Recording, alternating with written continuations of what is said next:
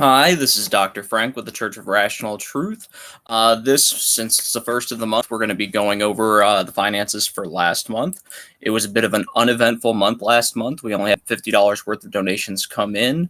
The total endowment is now at $3,353.94. Right now, the endowment is split up between the general endowment, which is $3,326.07, and the church fund, or the church/library fund, which is $27.87. This month we did have the highest month ever of passive income, which I guess is good news, but that should kind of be every month that we have an increase in passive income. We got $25.57 in passive income. That's going to be voted on not this week, but next week. This week we will take in suggestions for what we should put that money towards. We're probably, again, going to have the defaults of just reinvestment or putting towards the library fund. But once we get any suggestions in this week, we will then put those up to a vote for our members for next week. Let's see, we had $1.75 in expenses that were basically just donation fees from PayPal. The endowment did go down in total, but this was also a very rough month for investments. So the good news is, though, most of our common investment tools are a lot cheaper now because everything has gone down. So hopefully we get a good amount of donations in this month, and we can hopefully buy up some of those ETFs and our real estate investment trusts at a little bit cheaper, so we can keep gaining some good passive income. But that is it for the finances. The full report's up at churchofrationaltruth.com. So if you want to see exactly what's in there, there is one stock that is apparently being transitioned into a new stock. So that one is just put blank, even though according to our count, the cash value or the value of that stock is still there. So it does make it look a little bit off. But that is basically it for the finances for this month. This week's lecture, want to preface it with we're going to try to keep very factual based on this. This is hopefully not opinion. This is hopefully more just sticking to the straight facts. And the topic is proof of Jesus, or Jesus of Nazareth. This is possibly going to be very controversial, but hopefully very eye-opening for people to hear a lot of misconceptions about the firsthand evidence. Everybody goes, oh, there's evidence, there's all this evidence of Jesus, just look at the Bible, it is very clear proof. The hard thing is, I would argue that there is basically zero firsthand evidence of Jesus of Nazareth. And by firsthand, I mean a direct account that is someone who had worked with Jesus, been with Jesus, documenting exactly what was said and done. I would say there is just about zero, and that's including the Bible. That's not me taking all like, oh, the Bible doesn't count. I would include everything that is in New Testament. None of it, or at least the vast majority, is not from anyone who had a firsthand account of Jesus. It wasn't actually written by anyone who was one of the main 12 apostles. It wasn't anyone who was firsthand putting their story in.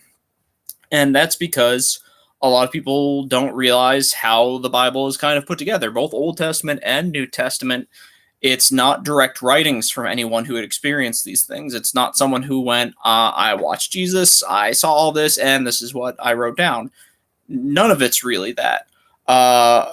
Most of it is retellings of oral tales or oral tradition. Basically, the stories would be passed on, they would be told, and they'd be passed down through talking. They wouldn't be passed down through literature because most people really weren't literate or well educated. They weren't writing all these things down, which would be really nice because we'd have a lot of firsthand evidence. We'd have direct from the source. Most of them are lots of collections of basically how people would tell this to other people. And so first off, of course, you're going to counter with, well, what about Matthew, Mark, Luke, and John? What about those Gospels, the Gospels according to them? That's what they say. You start reading it, it is the Gospel according to John, the Gospel according to Luke. And the thing is, Matthew, Mark, Luke, and John are not really actual people. What they did when they were creating this, it's generally consensus that these were all anonymous writers or groups of writers that put these things together, that basically took the oral tradition and they put it down in writing.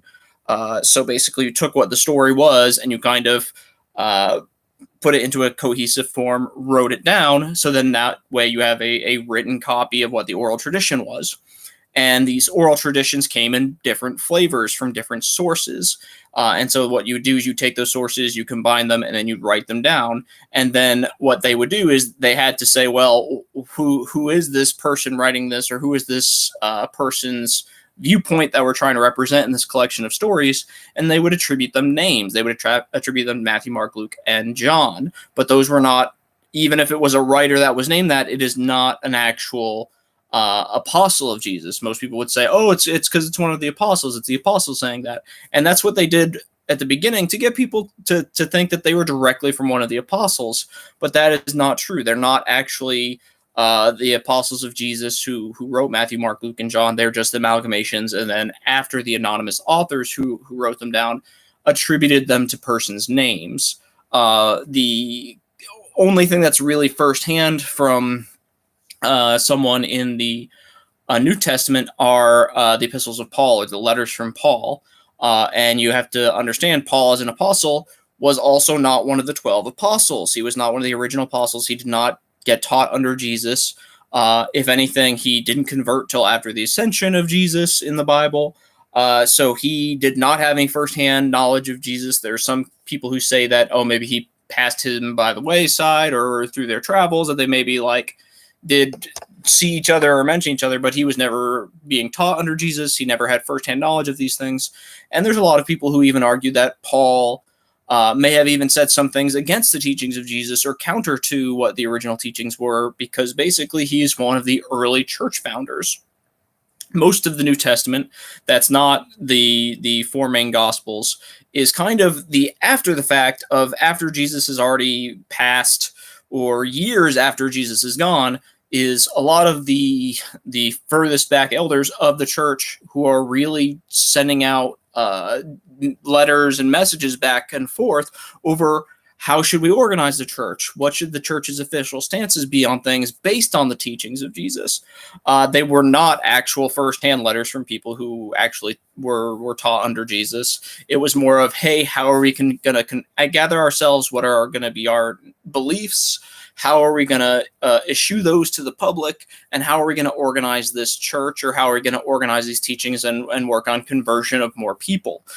This was not anything in terms of working directly with Jesus, nor is this actual proof of Jesus. And this is also where you start seeing a lot of the splits in the church, where you start seeing people go by different subsects of Christianity, because they're all trying to determine how are we going to codify this? How are we going to make this regular? How are we going to have worship? How are we going to handle official church organization and business? So those were not at all firsthand tellings, and some of them weren't even possibly tellings from the people they were attributed to. If you look back at the history of many of the letters from Paul, a lot of them may or may not have actually been from Paul. So a lot of them, people don't realize that with all the stories that got into the Bible, not only were they originally written and rewritten by people, but there's also a lot of transitioning, editing, additions, subtractions that were made, because these were put down by man. These were modified by man. These were made into a standard form by man. These didn't have one really clear lineage that was unmodified. From their original writings, they were modified. They continued getting modified for hundreds of years. And sometimes they got modified for the better. Sometimes mostly they got modified by the churches and the organizations, basically saying, what is our official stance on what is real? What do these actually say? What should be added? What should be subtracted? And some of them were from early transcribers or people who modified, where they would just say, hey, this is what we think this should be to fix church doctrine. So let's say something doesn't fit in well with what you're preaching. Well, do you modify some words in the translation? Do you add or subtract in a translation, or recopying of old texts? And that likely did happen a good amount. A lot. So that you could look into some of the things with Paul, where some of them were more likely to be actually written by Paul, and some of them are more likely to actually not be written by Paul, but someone else in the church later decided it would be better if we let people know that this was from Paul, even though it might not have actually been written directly by him.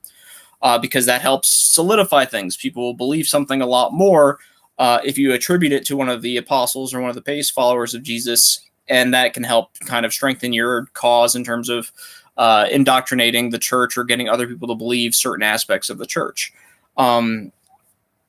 Now let's look at like non-biblical data that people use. There are a couple of old historical writings that were mentioning early Christianity. There was one by Tacitus. There was one by, let me look in this and what I got up here. Tacitus was one. Pliny was one. Let's see, there's a third one who was Flavius Josephus. These ones were not always positive of Christianity. If anything, they thought Christianity, this was very early Christianity in like the 30s to 40s or 50s in AD. So just at the very beginnings of Christianity, and basically Christianity at this point was gaining as a religion, but not really well set as a religion. Basically, these things, people try to use these and say, oh, this is proof of Jesus. They said such and such in these old texts. But really, when I've looked into the few texts, most of them are just kind of retelling one or two base statements about the early beliefs of Christians. Basically, one of them, I think it was the one from Tacitus, basically was just said, there are Christians. They believe that he was executed by Pontius Pilate. And that's it. They really just kind of just retold what the early Christian beliefs were. And it was like just a couple sentences. There wasn't really much data. A lot of people always say, oh, this is clearly historic proof that these events happened. But to me, on my reading, now this is where you get into opinion on, is this actual hard fact just because they wrote these things, or is this opinion?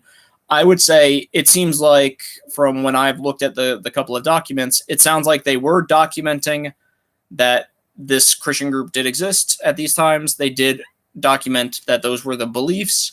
But other than that, I don't think it counts as like hard proof that these things actually existed, because it seems like most of the people are placing those writings in terms of saying that this is what we've seen them say they believe, not saying, oh, they say this, and then I have documented that these things actually are true. It is more, I am documenting that it is true. These people are saying these things, which is very different. That's like me saying, if I was to write a history book and I was to write about Scientology and said Scientologists believe that, there were ancient aliens with souls and people.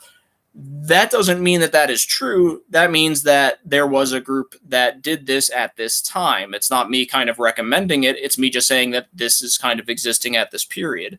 And when I read those early things, that's what I kind of see them as being. Now, I might be right or wrong on that, but it seems more like they are just saying that this group exists and this is what they are espousing as their beliefs, not necessarily agreeing with or denying. But it does seem like many of them also had that same problem as when those original documents went down through history, that there may or may not have been modifications, sometimes by Christian sources, to kind of change the original texts and flavor. So I would say with all these things, you have to take them with a heaping grain of salt, because they are all kind of passed down literature that are susceptible to being edited and being modified over hundreds of years.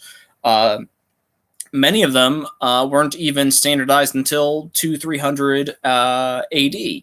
They were passed down orally for hundreds of years, or just kept transcribed not in very good form and very predisposed to modification for hundreds of years before the church got together and tried to standardize everything that is in the Bible. So I would say implicitly there is very little first degree evidence. Now, whether you're going to actually say Jesus actually existed or didn't exist, I think there's so little evidence that you probably can't say hard one way or another, because I don't think it's definitive by any means. But I would say the actual hard, firsthand, direct, very high level evidence or high quality evidence is pretty lacking. I don't think that there's a lot of things that you could just hold up and say, look, under scrutiny, this 100% proves that Jesus existed or not. I think that there is a good amount of left to opinion and argument. I think it's not very clear cut, but I also believe that the hard evidence is probably a lot less than most people actually realize. Or if you start diving into yourself, you might realize the hardcore evidence, even just using the Bible as evidence, is really not very good proof. It is all second or third hand proof, very many times removed from original sources or the direct life of Jesus. I know this might be controversial, but I think that's what the facts say, and that seems like that's the hard data. I want to try to keep this away from opinion.